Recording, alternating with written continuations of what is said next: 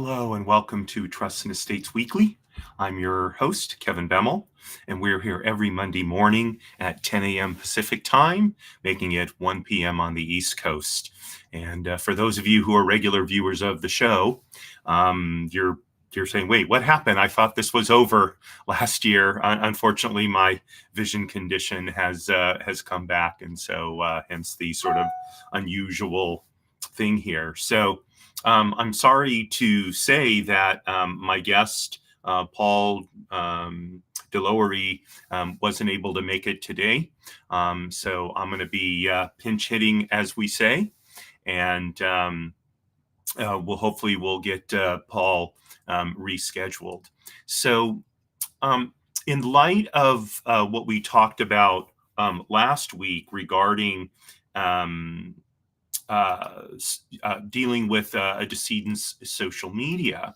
So if you watch that show, you noted that after that, one of the social media platforms, I believe it was Facebook, indicated that once a person has died, someone who has a power of attorney for that person can contact Facebook to deal with their to deal with that person's social media.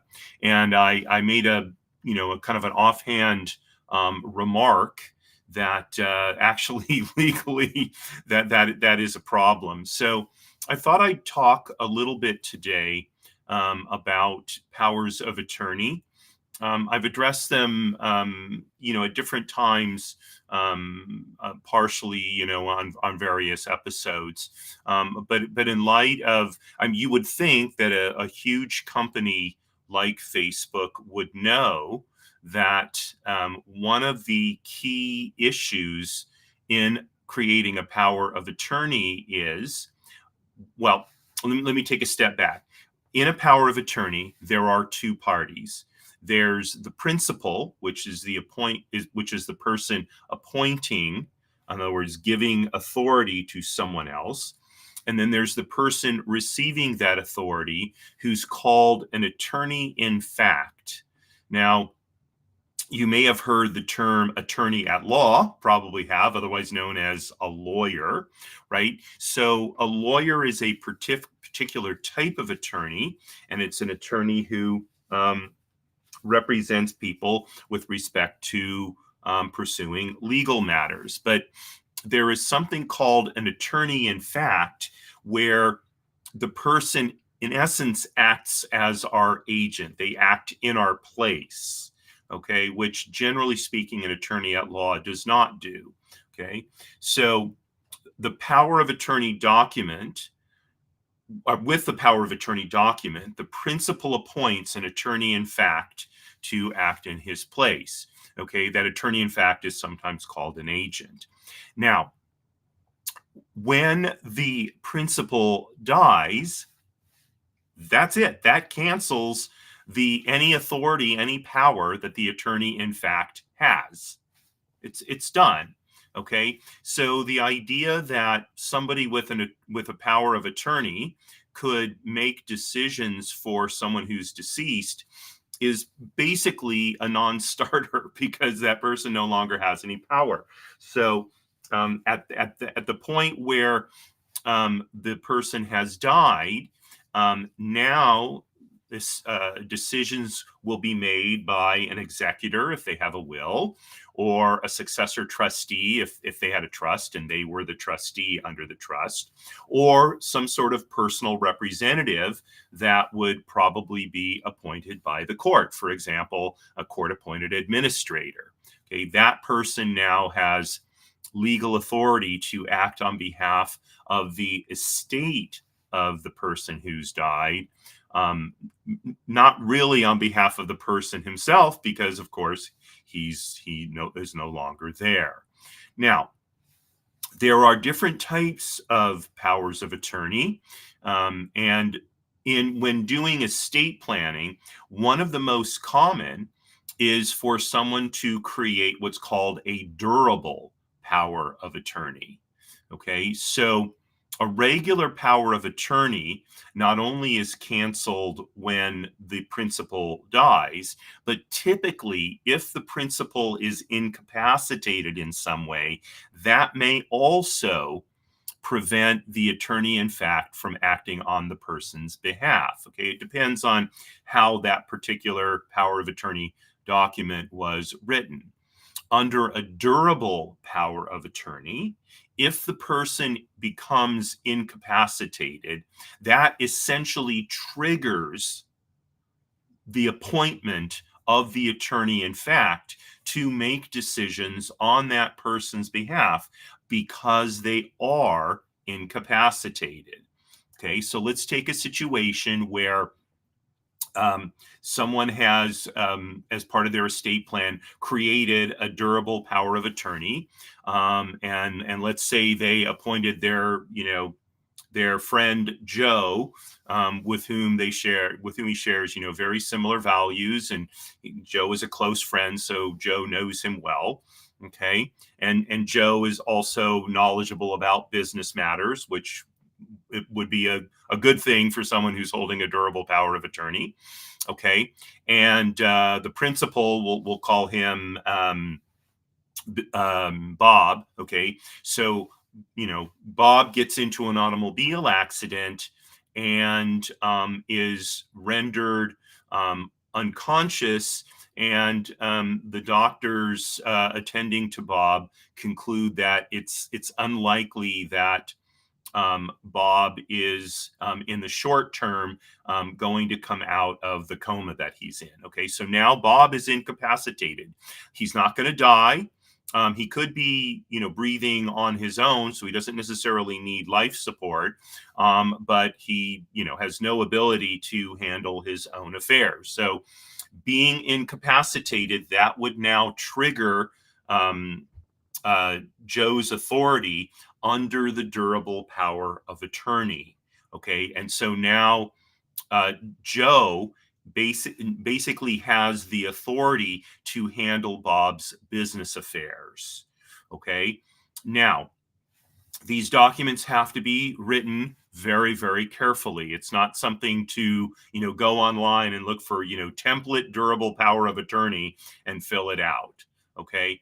And the reason is because in order for financial institutions to honor them, okay, they typically need to be in a particular form.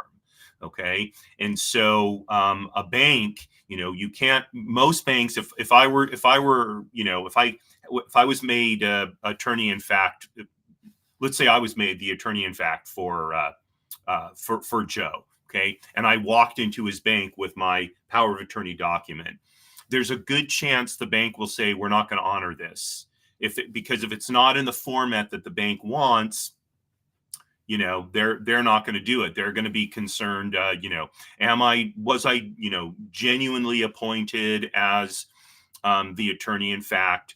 Do I have authorization to do the specific things like take over transacting in bank accounts, those sorts of issues? And so they're going to be very, very sensitive to that. Okay, now a durable power of attorney can be written broadly or narrowly. Okay, and that depends on what the principal wants. So the principal may write a durable power of attorney that only allows for personal business matters related to keeping him alive and helping him recover and get back to having capacity, for example.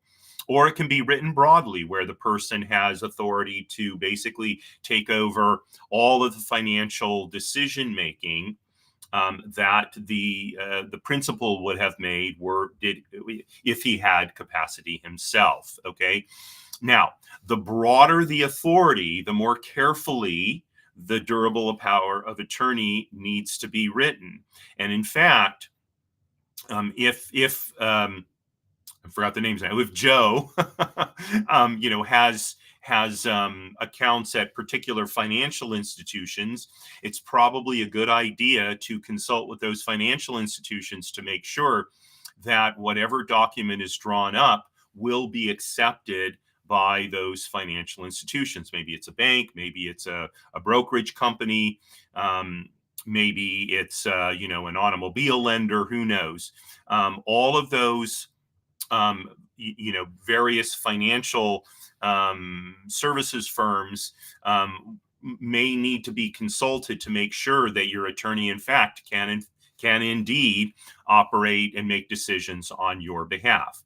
Now, if the power of attorney or the durable power of attorney is going to allow the person to take over operation of a business that you own, okay, so that may be easier because let's say you're the sole owner of the business, so you can basically do whatever you want. Having said that, you would be well advised to socialize that decision with the people working at the business, especially if you're going to be bringing in an outsider. Think about that. You've got people who've been working for you maybe for a long time, and now you're incapacitated, and they may resent somebody coming in and taking over, thinking, gee, we've been working for Joe for all these years. How come one of us wasn't selected to take over the business? Now, there may be a good reason for that. Okay,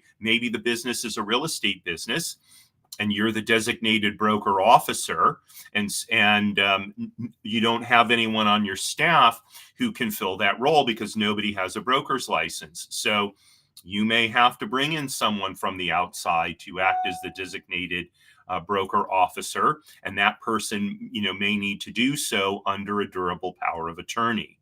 Okay, now, by the way, nothing prevents you from having more than one attorney, in fact, for different aspects of your financial life. So you may give a durable power of attorney to one individual to operate your business, and you may give a durable power of attorney to another individual to handle your personal finances. Okay, now that may be making your business affairs more complicated. On the other hand, that could also create sort of a check and balance to make sure that people were handling things correctly. No matter what, anyone who carries a power of attorney, in fact, durable or not, has a fiduciary duty to you. And so whatever they do must be for your own, for your benefit, not primarily, but solely for your benefit. Okay. And they may be acting uncompensated, or they may be acting for compensation. That should be specified as well. Okay. And the way that's set up, keep in mind, can have an impact on how much temptation there is, right, for them to act in, shall we say, a non-fiduciary way. Okay. So that's another issue to consider when choosing someone to hold a durable power of attorney, to handle your business affairs if you're incapacitated. Now, just like any power of attorney, okay, if you become incapacitated and then die, that durable power of attorney's authority ceases upon your death. Now, if you want continuity, you may decide that you're going to have the person you appoint as attorney, in fact, under your durable power of attorney, to also be your personal representative, your successor trustee, or your executor, or whatever. Okay. And that's perfectly fine to do that. It may make sense to do that. Okay. But keep in mind that you're giving them, in essence, two separate categories of authority.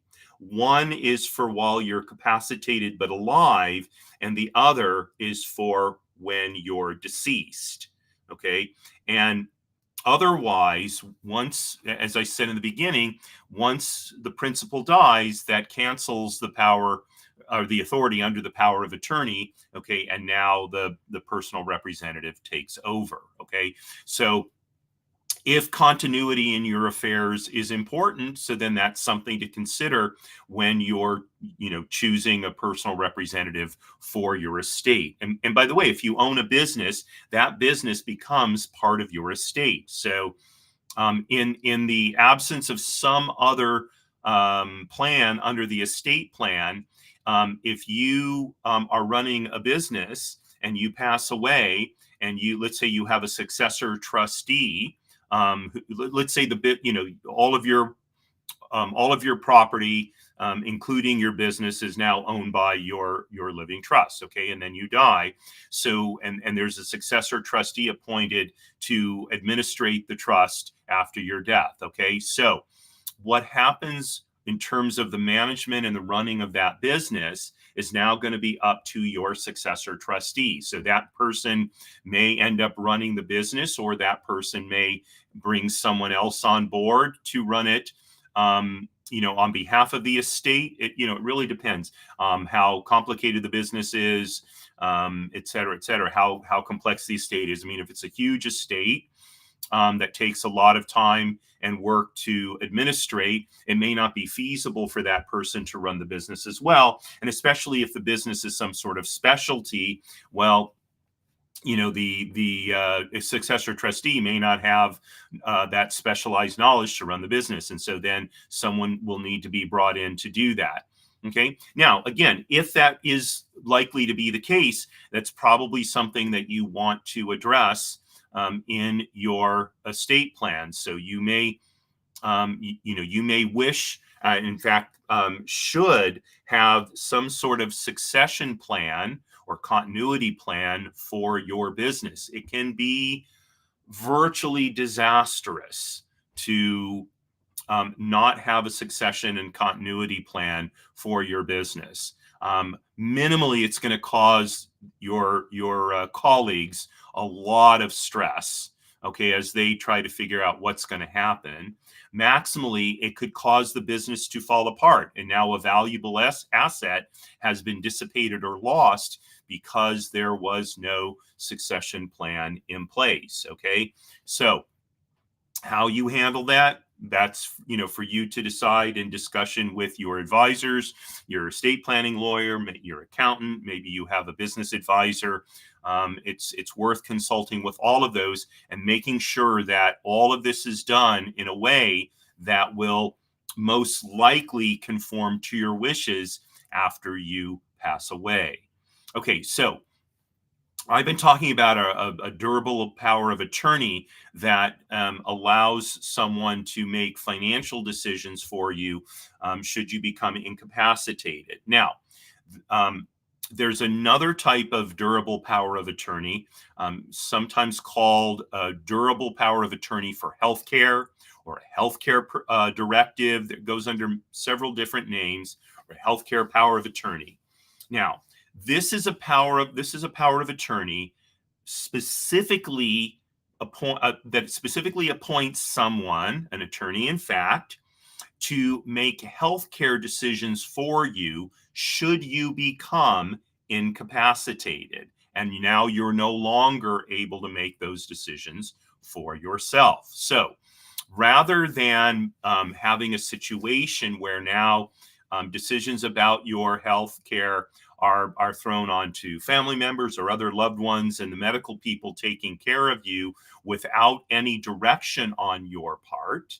Okay, if you create a durable power of attorney for healthcare, now you have someone specifically appointed to make those decisions, okay, in a manner typically that you will specify in the durable power power of attorney for healthcare.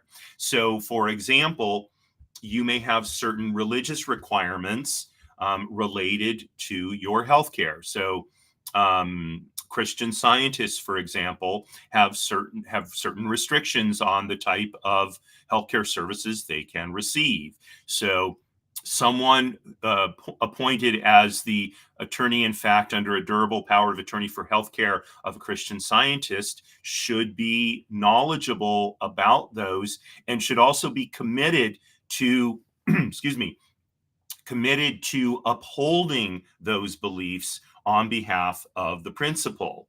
Okay, and I just bring that up because I remember as a Boy Scout, a very young man, we had a couple of scouts in our troop who were Christian Scientists, and we were taught, what we could and couldn't do if they got hurt, for example, while we were on a camping trip or a backpacking trip, whatever.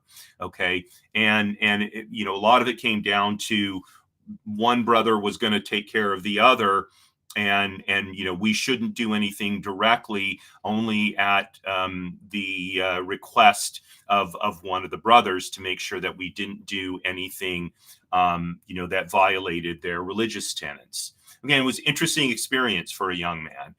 Yeah, I was 11, 12 years old, I think, at the time, or something like that. And it was, and look, as children, we don't necessarily have a lot of exposure with other sets of religious beliefs, but it was a great lesson.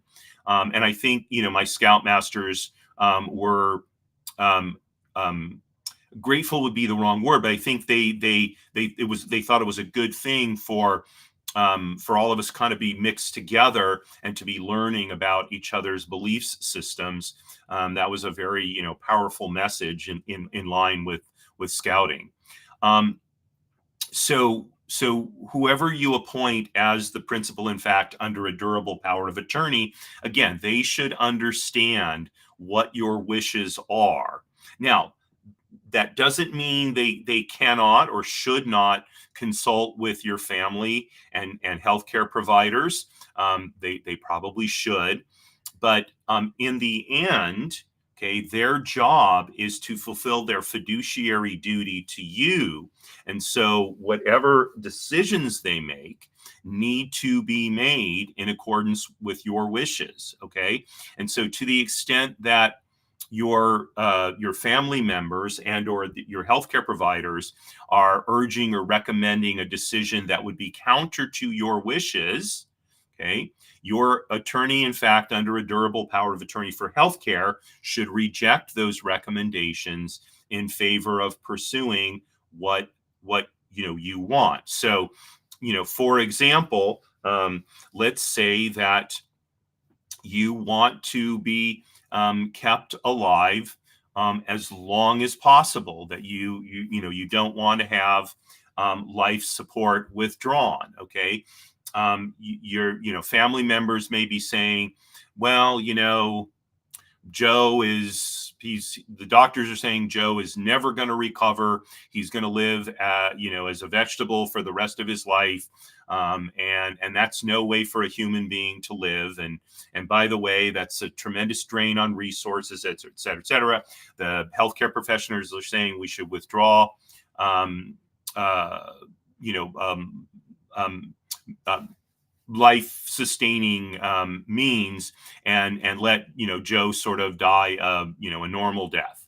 But Joe may have told his attorney, in fact, that no, I want to be kept alive as long as possible. I don't want life sustaining care to be withdrawn ever. Okay. And so if that's what Joe wants, then the fiduciary obligation of that attorney, in fact, is to comply with Joe's wishes. Okay. And this is really an object lesson across the whole realm of estate planning when it comes to fiduciary duty.